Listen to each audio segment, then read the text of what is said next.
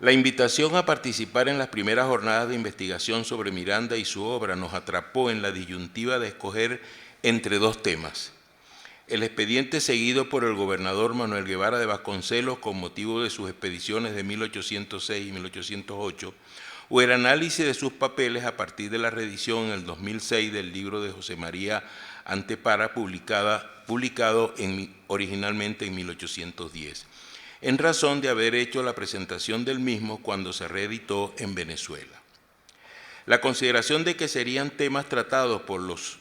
más especialistas en el tema de lo mirandino nos hizo optar por otro aspecto al que poca atención se le ha prestado: los inventarios historiográficos, y dentro de ellos la escasa utilización por la mayoría de los estudiosos de Francisco de Miranda de artículos incluidos en publicaciones periódicas dentro y fuera del país. Para ello se hizo imprescindible la rápida mirada retrospectiva de los trabajos emblemáticos para el conocimiento y comprensión de su vida y obra tanto en Europa como en América y, por supuesto, en Venezuela, llegándose a la conclusión de la necesidad imperiosa de construir en el momento en que inicia sus actividades el Instituto de Estudio Francisco de Miranda para la construcción de la gran bibliografía y hemerografía que dé cuenta de su trascendencia histórica como instrumento necesario para nuevas investigaciones y enseñanza en todos los niveles de la educación venezolana. En un aleccionador estudio publicado hace más de medio siglo titulado La generación de la independencia, digno de ser considerado en la actualidad como esquema para una investigación del siglo XVIII venezolano, como lo subtitula Pedro Grace, este señaló con mucha exactitud que en Venezuela el periodo correspondiente a las últimas décadas del siglo XVIII y a los 10 primeros del XIX, o sea, antes de iniciarse la independencia, presenta a los ojos del historiador un extraordinario interés por cuanto plantea la presencia de un hecho de enorme trascendencia, que es el siguiente: sin antecedentes que permitiesen preverlo, esta porción de América, encabezada por la ciudad de Caracas, da al mundo hispánico una generación de personalidades de primer orden, cuyo conjunto es expresión de madurez evolutiva de los aspectos sociales e intelectuales, suceso al que hay que intentar explicar. Seguidamente, Pedro Grace dio una lista de más de 20 nombres que formaban parte de esa generación, encabezada por Francisco de Miranda, por Simón Bolívar, Francisco de Miranda, Andrés Bello y Simón Rodríguez. Luego Grace explica las razones del surgimiento de esa generación en el contexto de la dominación colonial, particularmente en el siglo XVIII, y la formación intelectual de muchos de ellos, tanto antes de iniciarse el proceso emancipador como durante el desarrollo del mismo. Listado de este autor que hemos tomado en cuenta para dar inicio a la construcción en Mérida, con varios colegas historiadores, del diccionario enciclopédico sobre la generación de la independencia de Venezuela, lo que sería un buen aporte a la historiografía venezolana en cuanto al significado histórico de esos personajes, como de la producción escrita de y sobre muchos de ellos, así como el tiempo histórico que les correspondió vivir. En otro trabajo titulado Perfil histórico de Venezuela en el continente, Pedro Grace concentró su atención en 3 de los hombres que encabezaban aquella relación de nombre: Miranda, Bolívar y Bello, considerando que eran las más resaltantes y notorias figuras, las cuales no solo ni pueden ser enjuiciadas como fenómenos aislados ni hechos singulares en la nación venezolana, antes bien han de estimarse como exponentes destacados y particularizados de la valía eminente de la colectividad a la que pertenece. Realiza seguidamente una breve explicación para caracterizar a cada uno de ellos y justificar así los calificativos de resaltantes y notables figuras y exponentes destacados y particularizados de la colectividad venezolana. De Francisco de Miranda dice: llamado justamente el precursor, salido de Caracas después de haberse formado en la ciudad natal, describe con su vida una magnífica parábola a través de Europa, en íntima convivencia con los problemas más candentes del viejo mundo. Pasea su personalidad recia y segura ante los personajes más importantes de su tiempo, y creído propicio el momento, auspicia la libertad de América con pasión y sólidos argumentos, y aunque él al final de su parábola no logre el fin deseado, deja viva su palabra y su ejemplo, que habrá de fructificar en breve. Aunque muera en la carraca, el precursor ha abierto la vía hacia el destino que habrá de cumplirse. Cita incluida a propósito para lo que nos convoca en estas primeras jornadas de investigación Miranda y su obra, pues sintetiza los aspectos esenciales bien descritos por él en sus papeles, en su archivo, en su Colombella, bastante estudiados por diversos historiadores e intelectuales, lo cual no significa que todo está hecho y definido acerca de su significación histórica, pues precisamente junto a Simón Bolívar, Andrés Bello y Simón Rodríguez, forma parte de la generación que más noticias nos dejó de sus pensamientos en escritos de las más variadas naturalezas y quizás los más estudiados dentro y fuera del país. Sin embargo, se trata de una historia que no puede considerarse cerrada, pues entra en la consideración de la revisión permanente a la luz de posibles nuevas documentación, manifestaciones teóricas y metodológicas y utilidad para fines específicos en un momento determinado de la investigación y la enseñanza.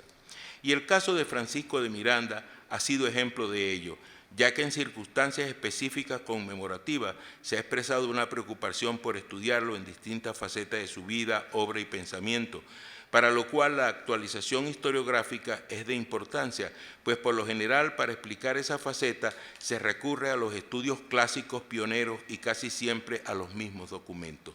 A lo primero de esos dos aspectos, lo historiográfico, apuntan nuestras consideraciones en esta disertación como análisis y propuestas concretas. Precisamente la remembranza de fechas históricas y de sus principales protagonistas, por lo general, han dado origen a la publicación de diversos estudios, unos a la luz de nuevas interpretaciones, la mayoría repitiendo o repasando lo que ya ha sido establecido como veracidad de lo acontecido por autores que con mucha acuciosidad realizaron investigaciones de indiscutibles aportes al conocimiento y comprensión de hechos y personajes reconocidos como históricos. Al tiempo que plantearon la necesidad de que se siguiera investigando aspectos todavía oscuros, dada la carencia de fuentes documentales e historiográficas que pudieran explicarlos con más precisión. De ello resultan dos características que periódicamente deben ser revisadas: los resultados adquiridos y los nudos historiográficos. Dos de las características para la historiografía venezolana señaladas por Germán Carrera Dama hace ya medio siglo, pero de mucha vigencia cuando se quiere retomar la revisión y la rectificación de la historia de Venezuela. Con respecto de la primera característica, este autor dice lo siguiente: la noción de resultados adquiridos es aplicable en historiografía sin que signifique necesariamente limitación impuesta al espíritu crítico. Son todas aquellas conclusiones que vienen al cabo de estudios efectuados en condiciones óptimas para un momento dado en cuanto a documentación, metodología y elaboración crítica. Con base a ellos es posible construir historia dentro de un margen de certidumbre considerable y solo nuevas aportaciones documentales o verdaderos progresos metodológicos son capaces de transformar esos resultados, quedando en pie la función positiva cumplida por ellos. En cuanto a la segunda característica, Carrera Dama señala que muy contraria a la situación es la que llamamos de supervivencia de los grandes nudos historiográficos, determinada por la falta de resultados razonables adquiridos.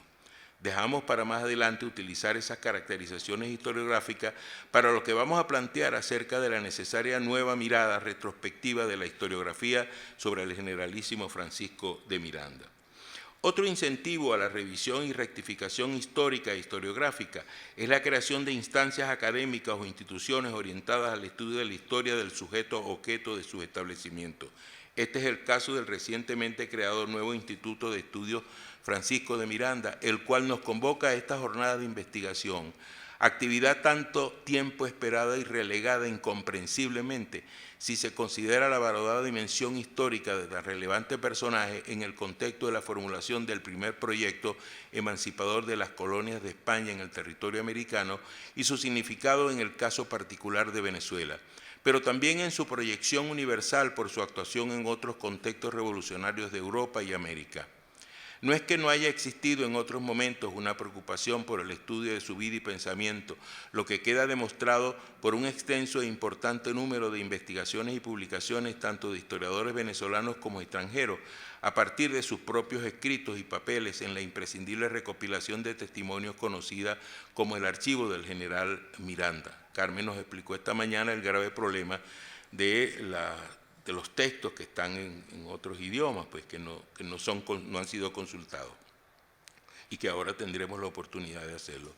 Corpus documental que con el transcurrir del tiempo dio origen a la divulgación de algunos de sus escritos personales y otros documentos, correspondencia con distintas personalidades de estadía en el Viejo Mundo, diarios sobre su actuación en lugares específicos o de sus viajes por territorios europeos y americanos, participación en las revoluciones francesas y norteamericanas, la labor periodística y hasta su afición por el arte. Fuentes a las que cabe agregar los documentos generados sobre su vida familiar venezolana e inglesa, sus fallidas incursiones libertarias, actuación política y militar en los 2 primeros años del proceso emancipador de Venezuela, el debatido hecho de su detención, defensa ante las autoridades judiciales monárquicas, su traslado y muerte en Cádiz, sin dejar de mencionar la extensa iconografía surgida de retratos al natural realizados por varios artistas durante los muchos viajes efectuados por Europa, Estados Unidos y el Medio Oriente.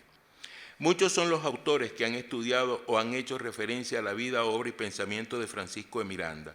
Lo atestiguan bibliografías y estudios bibliográficos que incluyen como uno de los sujetos y temas más mencionados cuando se trata de registrar esos aspectos de su acontecer histórico en bibliografías generales o específicas. Por ejemplo, con motivo de la conmemoración del bicentenario de su nacimiento, Santiago Quey Ayala publicó en 1950 en el Boletín de la Academia Nacional de la Historia su contribución a la biobibliografía mirandina. Y 6 años después, en la misma publicación periódica, se incluyó el catálogo de la Biblioteca Mirandina de la Academia Nacional de la Historia. De igual manera, muchas son las referencias a estudios nacionales y extranjeros en los trabajos, entre otros, de Manuel II Sánchez en su bibliografía venezolanista, Ángel Raúl Villasana en ensayos de repertorio bibliográfico venezolano, Pedro Gracia y Manuel Perevila en bibliografía de la independencia, José Marcial Ramos Guedes en orígenes de la emancipación venezolana, Blas Brunicelli, sobre todo este autor hay que prestarle atención, en 5 siglos de imprenta de Venezuela, y Rafael Ángel Rivas Dugarte y Gladys García Riera en el Diccionario de Escritores Venezolanos. En las 2 últimas obras, el volumen de información que existe sobre lo que se ha publicado sobre Miranda, sobre todo fuera de Caracas y en el exterior, son de que impresionan, ¿verdad?, cuando se localizan en estas obras. Sin dejar de mencionar la bibliografía directa e indirecta que el equipo de la Fundación Polar preparó para acompañar el artículo biográfico de José Luis Salcedo Bastardo sobre Miranda, incluido en las 2 ediciones del Diccionario de Historia de Venezuela, a lo que cabe agregar las fuentes citadas por los autores que ampliamente han estudiado e interpretado la vida, obra y pensamiento de Francisco de Miranda dentro y fuera del país. La revisión parcial de esos inventarios historiográficos, mayormente bibliográficos, nos permite ensayar una periodización y tipología historiográfica que pudiera ser considerada para llevar adelante la tarea de definitiva construcción de la necesaria gran bibliografía y hemerografía sobre Miranda antes mencionada. Ello con las limitaciones de no contar con acceso directo a muchas obras en el lugar donde desempeñamos nuestras actividades académicas, por lo que indudablemente es Caracas la ciudad más indicada para la realización inicial de ese trabajo. Paso entonces ahora a explicar los 4 momentos historiográficos que yo considero importantes tomar en cuenta para el trabajo que queremos hacer de ahora en adelante. El primer momento historiográfico es contemporáneo al propio Miranda. Es un hecho muy singular, muy particular, incluso lo diferencia con respecto de Bolívar, porque la primera biografía de Bolívar se identifica en el año de 1819, en un artículo que se escribe en Centroamérica de Iribarren, y en el caso de Miranda no, porque ya Miranda en el propio momento de estar ocurriendo sus expediciones comienza a existir una información precisa de lo que está aconteciendo. Hablamos de 4 de los expedicionarios que formaron parte de esas llamadas invasiones de las costas de Coro y de Ocumare. Ya en 1807 y 1808 James Bigg publica sus memorias. Y le siguen más adelante otros de los que participan, como John Sherman o como Mosen Smith, que van dando una relación directa de una información que lamentablemente quienes han estudiado el tema de las expediciones rara vez aparecen citados estos trabajos, y hay una razón. Fueron tardíamente publicados en español. Eran ediciones tanto en inglés como en francés, y por supuesto esto impidió que por mucho tiempo no fueran reveladores de una situación desde el punto de vista de quienes formaron parte de estas expediciones. Este primer momento historiográfico se identifica en materia editorial con libros, con narraciones, con memorias. Es un tipo de documento pues, escrito que tenemos en este momento. El segundo momento historiográfico es el que se va a desarrollar en el siglo XIX. En el siglo XIX es muy lento el estudio de Miranda, comparable con lo que ya va a producirse en el caso concreto de Bolívar. Permítame siempre ir haciendo esta comparación porque es parte del problema que tenemos, ¿no? Creo que el compañero pasado decía de opacar la figura. Se ha opacado la figura en aras pues, de colocar siempre al Libertador como el máximo representante, cuando en realidad forman parte de un momento histórico del que mucho va a hacer informarse Bolívar para llevar adelante también su proyecto de patria, ¿no? En estas obras del siglo XIX nuevamente encontramos un problema, pues el problema de que las documentaciones no se tienen a la mano, hay una información a veces tergiversada o muy interesada en textos nuevamente publicados en inglés y en francés, que son los dos idiomas que tienden a ser para el siglo XIX emblemáticos y de poco conocimiento en los territorios hispanoamericanos. Pero al final del siglo XIX en Venezuela ya comienza a existir una producción sobre Miranda, y es lamentable que precisamente muchos de los trabajos que se hacen, que son discursos, son folletos, son textos cortos, no se publicaran en Caracas, se publican en la provincia. Quiero citar el caso de Rafael Baral López. En Maracaibo publica en 1856 ya una biografía de Francisco de Miranda, y es un texto prácticamente desconocido, no lo consigo citado ni siquiera en los más recientes trabajos que se pueden haber publicado al respecto. Y al final de ese siglo XIX vamos a encontrarnos con un venezolano que va a poner un sello, vamos a decirle un sello de garantía a lo que podría ser el arranque ya final de esa centuria y la primera mitad del siglo XX, que es Arístides Rojas. Con Arístides Rojas nos vamos a encontrar con un aspecto muy particular, y es la recopilación de los artículos de prensa, que hay un hecho muy curioso, porque para la época del siglo XIX los historiadores dábamos mucho afecto a la lectura de los artículos de prensa. Incluso si uno ve la colección del pensamiento político venezolano del siglo XIX, casi todo lo que está allí son artículos de prensa. Sí, casi todo lo que está conforme a esa colección son artículos de prensa. Pero ahora, más contemporáneamente, pues cualquier persona escribe un artículo, sea sobre Bolívar, sobre Miranda, sobre cualquier tema, no le damos importancia porque es un artículo de prensa de un periodista o de un historiador o de un aficionado de la historia. No, en la historiografía cabe todo, para la historia cabe todo, porque el que escribe tiene que someterse a la crítica histórica y a la crítica historiográfica. Quien lo va a leer y quien lo va a utilizar será también el encargado de hacer la crítica que corresponda a la opinión que se ha emitido en un momento determinado. Siguen con Arístides Rojas, por supuesto, la obra del Marqués de Rojas en 1884, a Ricardo Becerra en 1896, Manuel Landaeta Rosales entre el 96 y 1917 escribe varios trabajos, y fuera de Caracas el folleto que he hecho referencia de Rafael López Baral. A los autores mencionados a la centuria decimonómica servirán de punto de partida los estudios que van surgiendo en el siglo XX. Y aquí hay otro hito, otra coyuntura del momento, que es la aparición de del libro de William Spence Robertson. El libro de Robertson va a tener un significado muy importante en Venezuela porque además a comienzo de siglo y prontamente, 9 años después de su edición en inglés, se publica en español en Colombia. Y es desde allí, desde el libro en español, desde Colombia, que tenemos nosotros un conocimiento de la obra de Robertson, que va a ser comentada incluso por el propio Manuel II Sánchez o por Santiago Quella Ayala, y a darle el valor de que es la obra más importante que hasta ese momento se ha escrito junto con la del Marqués de Roa sobre el personaje pues objeto del tema que estamos tratando. Antes de finalizar la mitad de la centuria del siglo XX, nos vamos a encontrar también con tres trabajos que marcan una pauta. Dejo por fuera, hay muchos autores ya en el texto final. Carmen, yo supongo que esto se vaya a publicar, ¿verdad? No en digital, por favor, que sea en físico. Donde se hacen la referencia a los muchos autores que hemos podido localizar y las citas de referencia, los datos completos de su edición. Estos tres trabajos también van a tener mucho significado en el caso particular de Venezuela, que es el trabajo de Caracciolo Parra Pérez sobre Miranda y la Revolución Francesa,